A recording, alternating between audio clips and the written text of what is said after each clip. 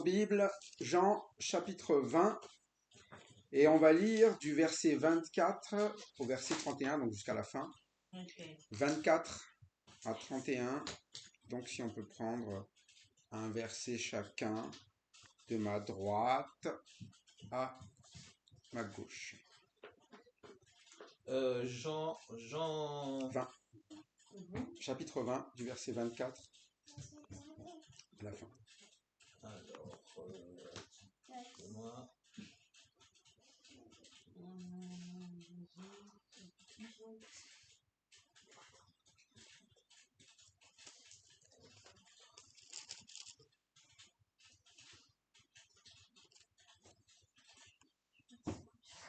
Oui, j'arrive.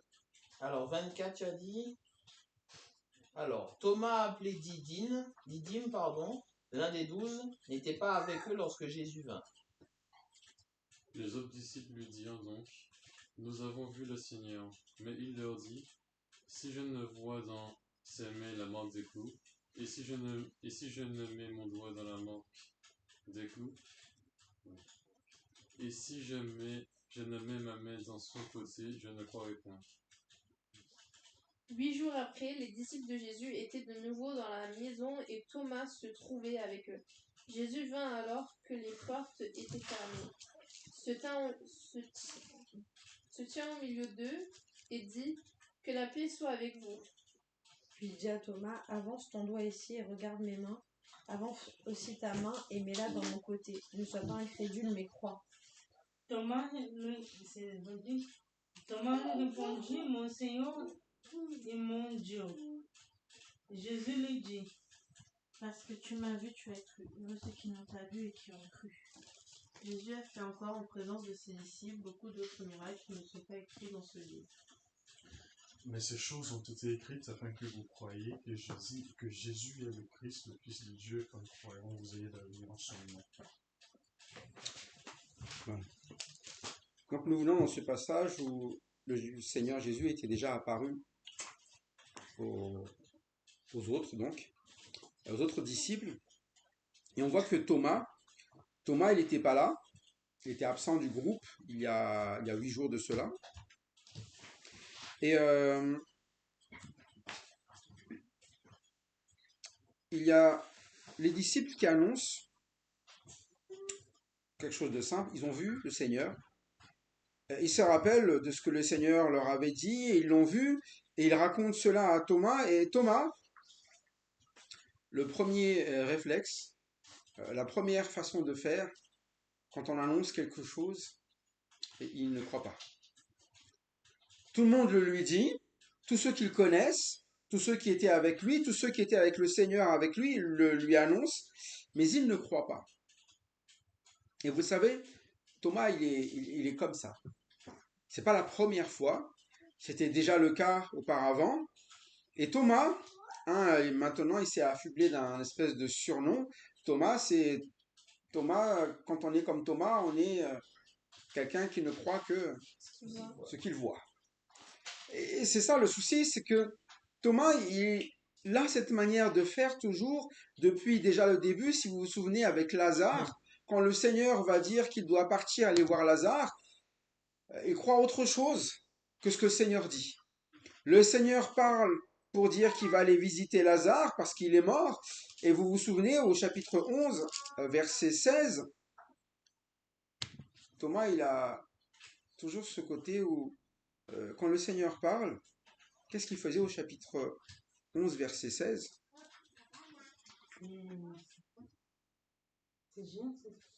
Jean 11, 16.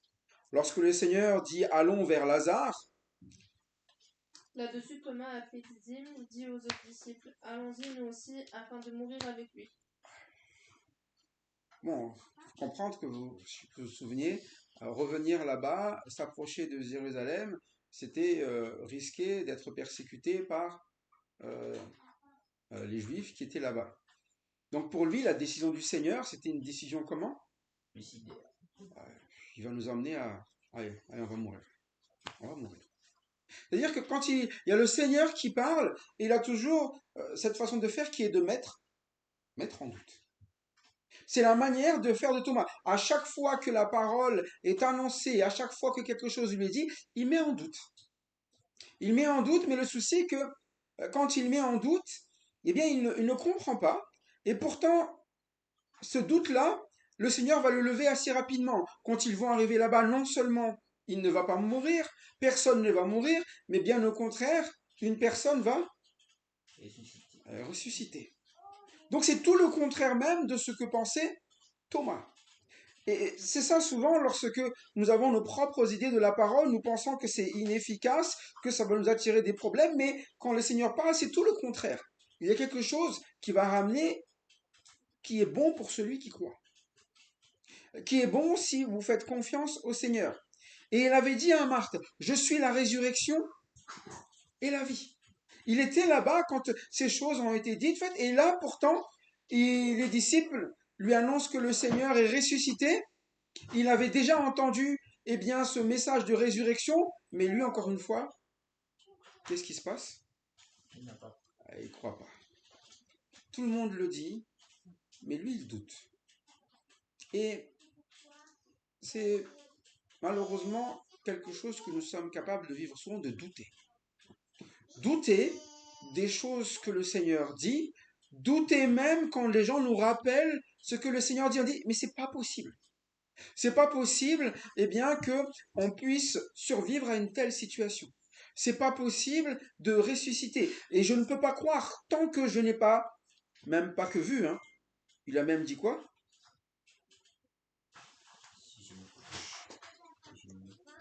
Si je ne vois ses mains, et si je ne mets mon doigt dans sa marque, et si je ne mets ma main dans son côté. Donc ça peut même être un mirage pour lui. On ne sait jamais que ça soit un mirage, on ne sait jamais que ça soit un maquillage, on ne sait jamais. Presque, il est en train de dire que le Seigneur pourrait être un quoi? Ça peut être un faux, là. Et, vous savez, c'est ça, on a ce côté où il ne suffit pas de la parole, on a besoin de pouvoir voir, comprendre les choses, mais par la vue. Le problème du par la vue, c'est que on arrive déjà au moment où souvent dans les situations, c'est parfois des situations qu'on veut éviter. Quand le Seigneur nous dit par exemple de ne pas faire quelque chose, on le fait quand même, et on se rend compte qu'il ne fallait pas le faire au moment où on est déjà dans le fait accompli ou devant la situation. Et c'est pour ça que ce n'est pas une bonne chose. Celui qui doute, que dit la Bible dans Jacques? Vous connaissez? On peut lire, hein, Jacques chapitre 5, hein, si...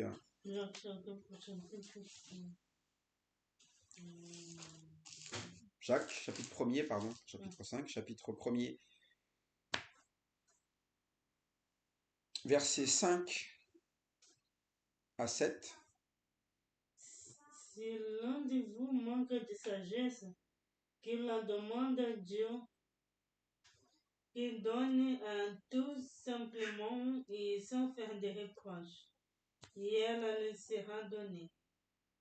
Mais qu'il la demande avec foi, sans douter, car celui qui doute ressemble aux vagues de la mer, que le vent se lève et jette de tous côtés. Un tel homme ne s'imagine pas qu'il recevra quelque chose du Seigneur. Bon. Le problème du doute, c'est très simple. Vous avez la parole du Seigneur qui vous dit une chose, qui vous promet une chose. Et parfois, il vous dit peut-être, je te promets une place au ciel. Je vous prépare même une place au ciel. Mais quand on doute, on n'a plus trop confiance. Et imagine qu'il n'y a pas cette place. Et imagine qu'il y a autre chose. Et imagine. Et c'est ça le doute. Si vous doutez, c'est que vous signalez le Seigneur comme étant un faux ou comme un menteur. Or, il avait déjà annoncé les choses d'avance et vous ne comprenez pas du coup les choses du Seigneur ou vous ne les recevez même pas. Et ne pas recevoir, c'est quelque chose qui est enseigné et vous ne le considérez pas non plus comme quelque chose pour vous. Et c'était ça Thomas. Il pensait qu'il allait mourir. Du coup, pendant tout le trajet, à votre avis, dans quel état il était? Quand vous doutez, pendant tout le temps vous doutez, vous êtes bien? Mais en plus, comme il doute, quand il parle aux autres disciples, qu'est-ce qu'il fait? Il répond lui. Écoute, tout le monde, c'est vrai, imagine que Thomas a raison. Donc il est en train de contredire même les paroles qui sont censées être les paroles rassurantes du Seigneur, et il met le doute et ça crée ce qu'on appelle du trouble. Mais c'est pour ça que le Seigneur, lorsqu'il s'adresse aux disciples, il leur dit que votre cœur ne se trouble pas. Quand il y a le doute, il y a le trouble. On ne sait plus trop où est-ce qu'on va, on ne sait plus trop s'il faut y aller, et vous le savez, lui c'était trouble. Quand le Seigneur lui dit qu'il prépare une place et qu'il reviendra pour les prendre, et vous ne savez où je vais, vous en savez le chemin plutôt, et Thomas il va dire, moi je ne sais pas, hein. Au chapitre 14, Thomas dit, Seigneur, nous ne savons où tu vas, comment pourrons-nous en savoir le chemin? Il n'avait même pas compris que le chemin, c'était le Seigneur. Parce que, au lieu d'écouter, il y a toujours ce doute et ces remises en question, et on ne comprend pas au final quel est le message du Seigneur. Mais bon, l'avantage, c'est que ça permet une réponse. On va lever le doute. Le chemin, c'est qui? Jésus a dit, je suis le chemin, la vérité et la vie. Nul ne vient au Père que par moi. Il n'y a pas de doute sur ce sujet. Tu veux savoir le chemin? C'est le Seigneur Jésus-Christ. Tu veux savoir ce qui est vrai? C'est le Seigneur Jésus-Christ. Tu veux savoir ce qui est la vie? C'est le Seigneur Jésus-Christ. Et le problème, c'est que Thomas, quand il entend le Seigneur, il pense qu'il y a autre chose caché derrière cela. Et c'est le souci quand il a les autres disciples lui dire, nous avons vu le Seigneur, mais il leur dit, si je le vois, moi je ne crois que ce que je vois. Et le chemin, ce n'est pas la foi, pour lui, c'est ses yeux. Un chemin qui doit pouvoir quoi? Voir. Mais le problème, c'est que les choses du Seigneur, quand on parle de foi, est-ce qu'on parle de choses visibles? La foi, c'est l'assurance des choses quoi? On ne voit pas, hein. Elles sont invisibles. Ça veut dire que c'est quelqu'un qui ne pourra jamais marcher par la foi, mais qui marchera toujours par ses yeux, donc il va toujours douter. Douter dans toutes les situations. Et en avançant, ça va toujours être difficile, parce qu'il va croire toujours qu'il va être dans le péril à tous les instants, alors que le Seigneur a déjà donné des promesses. Et lorsque 8 jours sont passés, le prochain dimanche qui est passé, on voit que le Seigneur apparaît pendant qu'ils sont encore porte fermée, et le Seigneur il rappelle un message qu'il avait déjà dit 8 jours avant. Parce qu'il semble qu'il ne soit toujours pas là. Qu'est-ce qu'il dit au verset 26? Il n'a pas changé de phrase, hein. La paix soit. Il y a toujours quelqu'un qui n'est pas en paix là-dedans. Il y a toujours quelqu'un qui doute, il y a toujours quelqu'un qui est inquiet, il y a toujours quelqu'un qui ne comprend pas que c'est maintenant un temps de joie. Le Seigneur est ressuscité. Ce n'est plus un temps pour se cacher, ça va bientôt être un temps pour partir, pour sortir, pour annoncer, mais ce n'est pas le cas de Thomas ici. Thomas, il est toujours là dans la crainte et le Seigneur va quand même le rassurer avec ses yeux. Et parfois, c'est vrai que vous allez dire, oui, le Seigneur, il va vous montrer les choses quand vous n'écoutez pas. Le problème, c'est que c'est déjà beaucoup de moments que vous aurez vécu, des moments où vous serez dans le doute, des moments où vous n'aurez pas cru, des moments où vous aurez marché autrement, des moments où au final, vous risquez sur le chemin, comme on appelle ça des flots, ballottés d'un côté et de l'autre. Quand vous ne savez pas quoi faire dans votre lendemain, c'est très embêtant. Quand vous avez des soucis qui se présentent devant vous, c'est très embêtant. On a ça qui travaille longtemps. Et lui, il ne savait pas quoi penser de cette situation. Le Seigneur était mort, il leur a annoncé que le Seigneur est vivant, mais lui, il est resté dans ses doutes.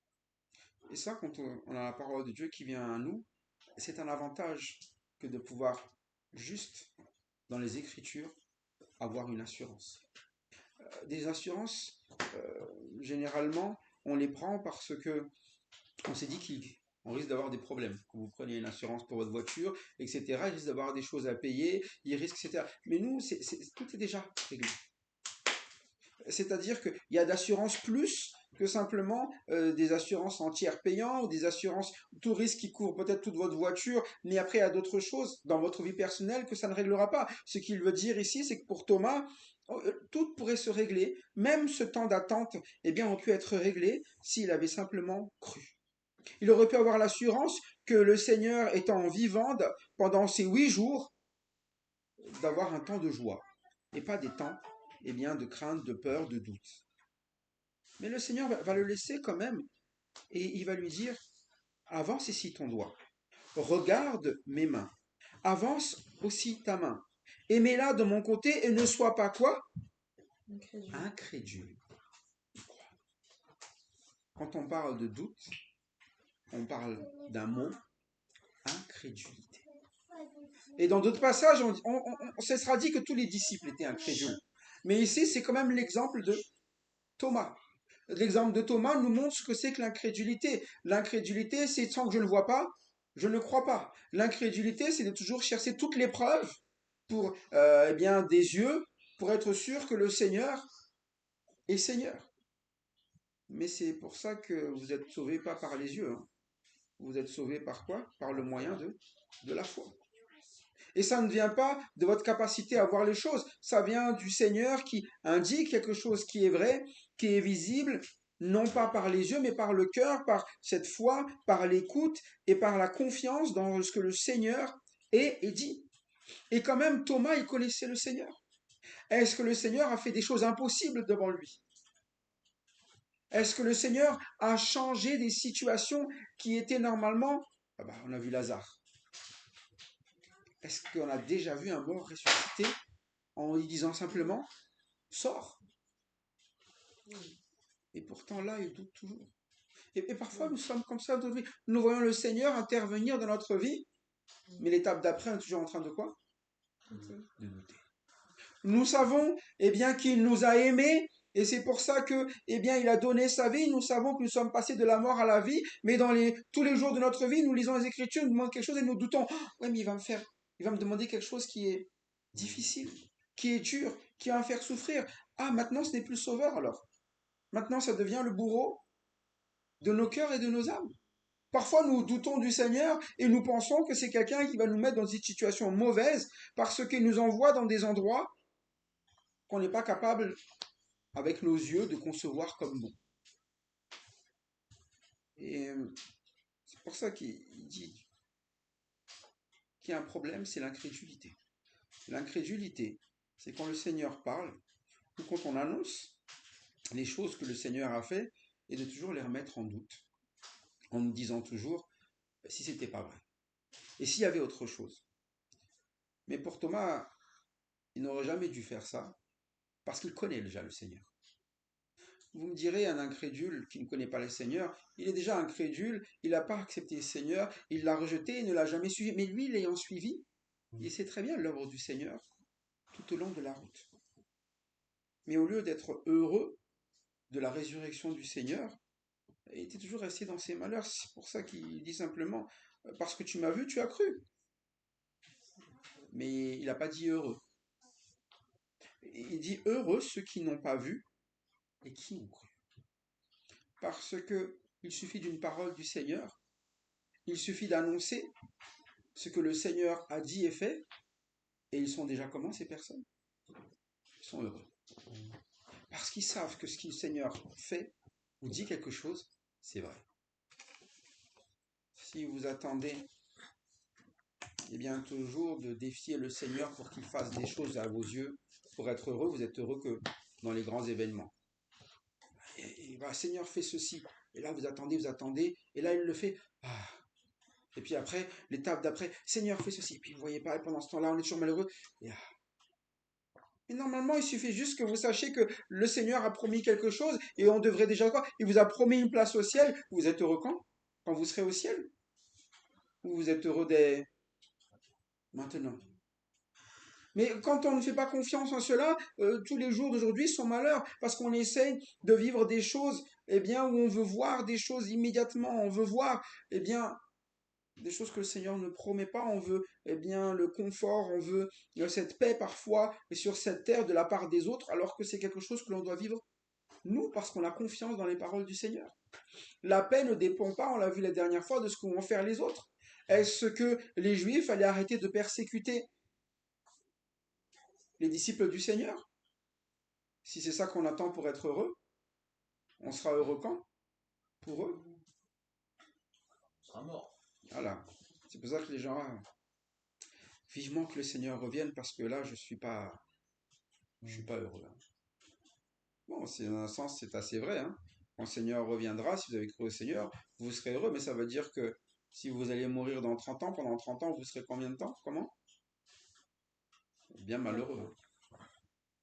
Pendant 30 ans, vous serez là tous les jours en train de quoi? De vous plaindre, d'avoir peur. Et on a vu la dernière fois d'être enfermé. 30 ans à rester enfermé. 30 ans à être effrayé. C'est une vie, ça? Non. Et c'est pour ça qu'il dit, tu vas pas être heureux, sois pas incrédule. Si tu ne fais pas confiance dans la parole du Seigneur maintenant, tu ne feras pas, eh bien, quelque chose de bon pour ton âme. Tu seras toujours comment? Malheureux dans les situations que tu vas voir devant toi. Et c'est pour ça qu'il appuie à la fin. Jésus, il peut faire des choses qui sont incroyables dans vos vies. Et c'est pour ça qu'il décrit, Jésus a fait en présence de ses disciples beaucoup d'autres miracles qui ne sont pas dans ce livre. Et vous voyez bien, ce livre n'a pas pour but de relater donc tous les miracles. Et nous, on aimerait qu'à chaque fois, il y ait un miracle qui nous rend heureux, parce que c'est ce miracle-là qui va changer notre état. Mais ce n'est pas le miracle qui doit changer l'état, c'est la parole du Seigneur qui doit quoi? Nous donner la paix.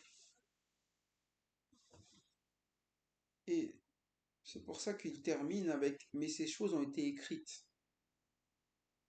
Donc, il y a des gens qui ne vont pas voir. Ils vont simplement quoi? Si c'est écrit, entendre ou lire, afin que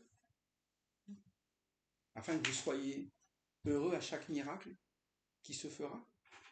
Il dit simplement, mais ces choses ont été écrites afin que vous croyiez que Jésus est le Christ. Qu'est-ce qui rend heureux? De croire que Jésus est le... Ça veut dire quoi le Christ?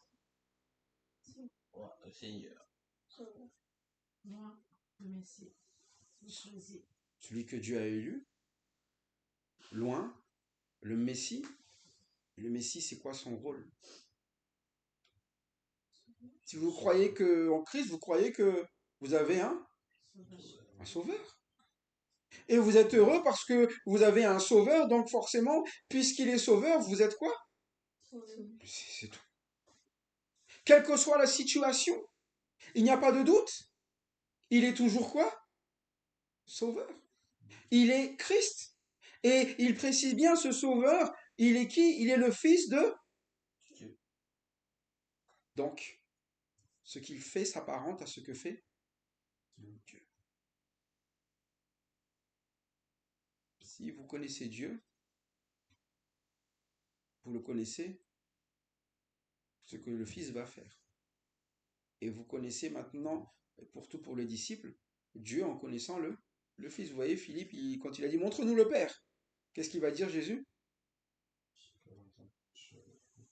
Ça fait longtemps que je l'ai vu, tu ne m'as pas toujours connu. C'est-à-dire que depuis le début, il voit bien que le Seigneur fait l'œuvre de Dieu, il est le Fils de Dieu, et le but c'était de croire en Jésus-Christ. C'est pour ça qu'il avait dit à Thomas, Jésus-Christ est le chemin, la vérité et la vie. Tu veux avoir la paix, tu veux être heureux, tu veux la vie telle que tu le recherches tant. C'est simplement la foi en Jésus-Christ. Mais si tu doutes que Jésus-Christ est élu pour sauver, si tu doutes que c'est le Fils de Dieu, tu te prives d'avoir un sauveur. Tu te prives, eh bien, de te mettre à l'abri de la puissance, eh bien, de Dieu. Le Dieu qui comprend ta vie. Le Dieu qui a accepté de vivre, eh bien, ta vie et de donner victoire dans ta vie, qui s'est occupé de toi, qui a pris soin de toi tout au long, et surtout Thomas. Thomas, il a été soigné par le Seigneur pendant tout le temps où il était là-bas. Le Seigneur a répondu à ses questions. Le Seigneur était là encore une fois en train de lui montrer, mais crois Thomas, crois ce que je dis et pas juste quoi? Ce que tu vois. Il ne s'agit pas à chaque fois d'attendre quelque chose que le Seigneur va nous montrer physiquement pour nous confier dans le Seigneur. Ces choses ont été écrites. Vous voyez un témoignage de ceux qui étaient avec le Seigneur pour que nous croyions que Jésus est le Christ. Il n'y en a pas d'autre. Que Jésus est le Sauveur. Et c'est suffisant. Quoi qu'il advienne. Parce qu'en croyant, vous allez avoir quoi? La vie en son nom. Vous allez avoir la vie. Vous n'allez pas juste avoir des bons moments dans votre vie. Vous n'allez pas juste avoir quelques miracles dans votre vie. Votre vie sera un miracle toute votre vie. Vous allez être transformé là où c'était impossible de vous transformer. Vous allez pleinement vivre la paix là où normalement vous devriez vivre quoi? Les angoisses, les doutes, les difficultés que l'on vit tous les jours.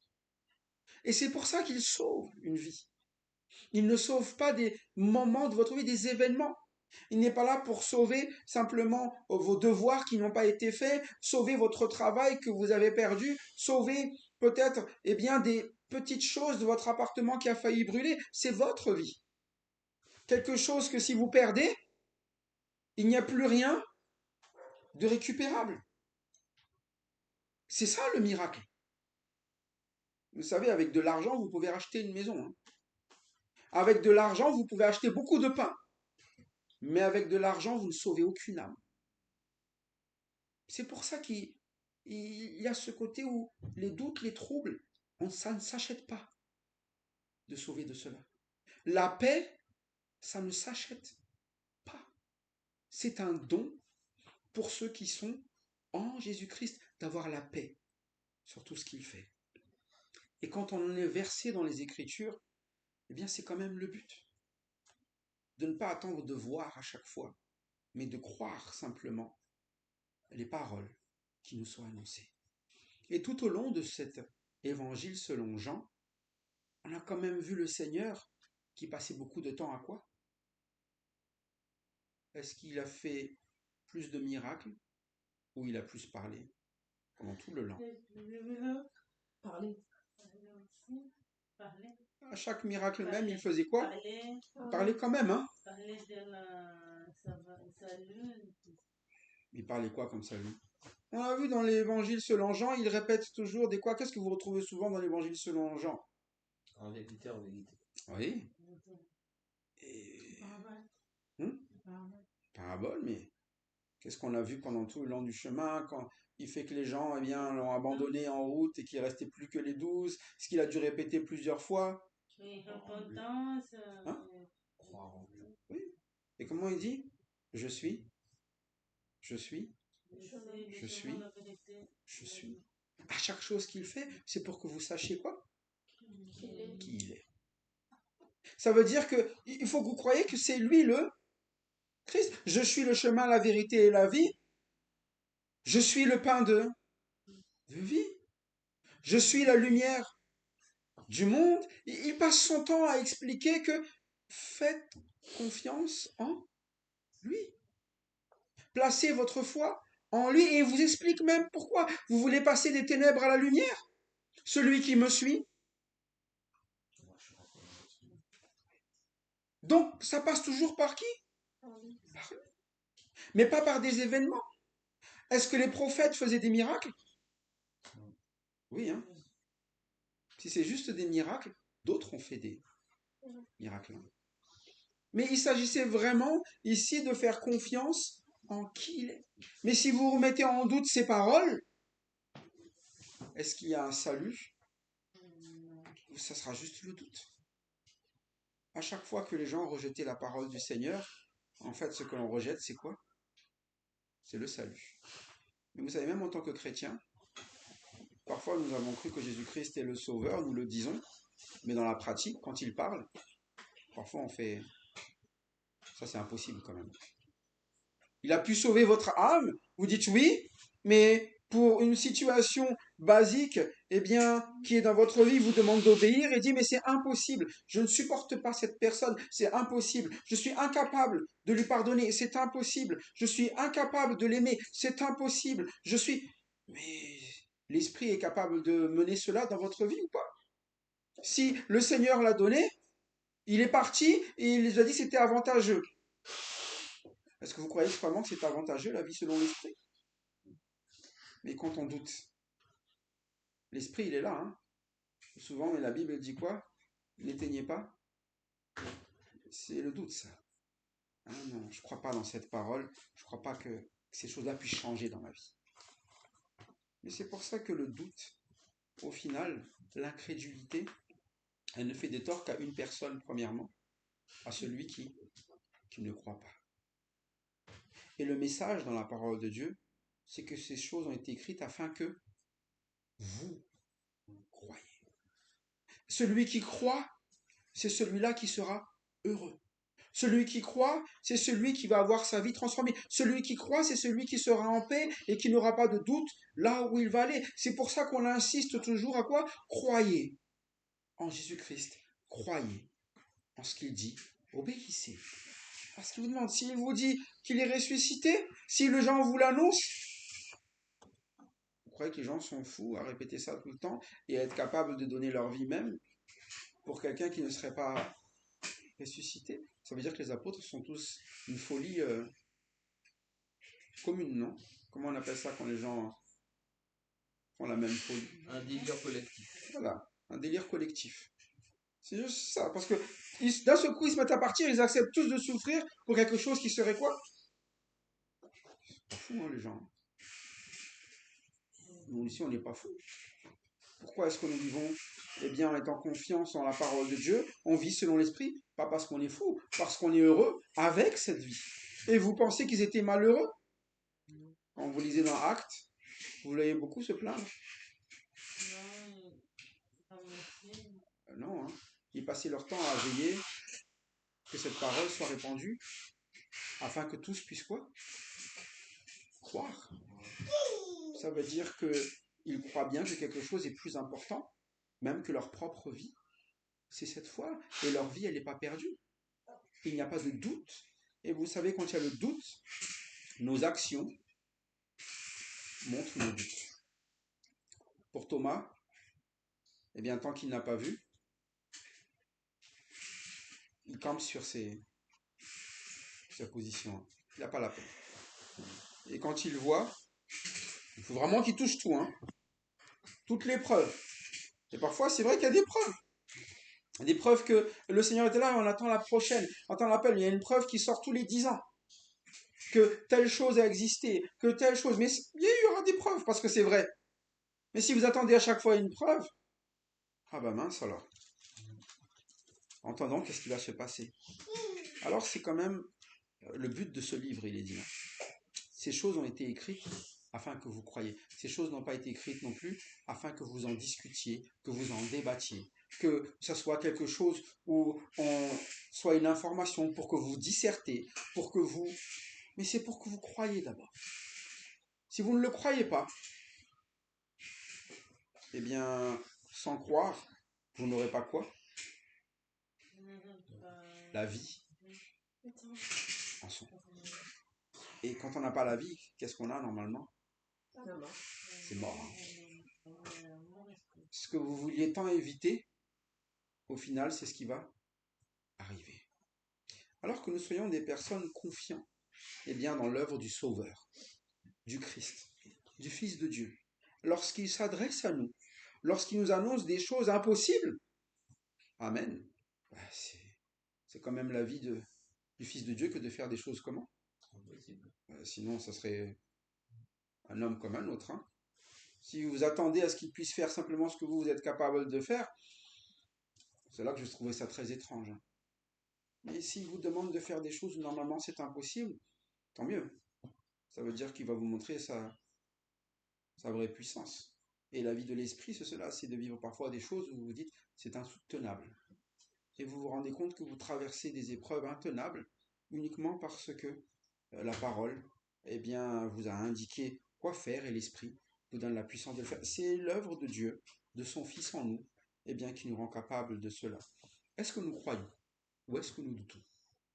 Si vous doutez, eh bien, vous pouvez arrêter de douter et simplement croire et faire confiance en celui qui a déjà démontré à Thomas, et qui nous a déjà démontré aussi que, eh bien, dans le temps, son évangile se répand toujours. Combien même les gens voudraient l'arrêter, eh bien, il est toujours vrai et il transforme toujours des vies et il y a toujours des témoins. Mais nous, maintenant, la question, c'est est-ce que nous serons des témoins ou est-ce que nous serons des contre-témoins? Thomas était pendant longtemps un contre-témoin. Le Seigneur dit allons et lui il dit ça ne marchera pas. Le Seigneur dit je suis ressuscité et lui il dit je ne crois pas. Pourtant c'était un des... Donc ça veut dire qu'il aurait dû être un quoi? S'il a suivi le Seigneur tout le temps, à la base il aurait dû être un quoi? Un témoin et un disciple du Seigneur. Si le Seigneur eh bien, lui amène à avoir traversé avec lui, c'est pour qu'il rapporte aux autres tout ce que le Seigneur fait. Et non pas le contraire, en disant que le Seigneur, peut-être ce n'est pas le vrai. Il y a des gens qui le font, mais pas les disciples normalement. Soyons des vrais disciples aussi. Les disciples qui croient répandent non pas ce qu'ils pensent, mais répandent eh bien, ce que la parole de Dieu dit et qui les a convaincus et qui leur a déjà montré tout simplement eh bien, que c'est toujours vrai dans notre vie. Et si c'est vrai dans notre vie, ça peut l'être dans la vie des autres aussi. Que le Seigneur donc nous donne des bouches pour croire et non pas pour contester. Qu'il nous donne eh bien, une vie changée, transformée, à l'image de la vie du Fils que nous avons connu. À Dieu la gloire en Jésus-Christ. Amen. Amen.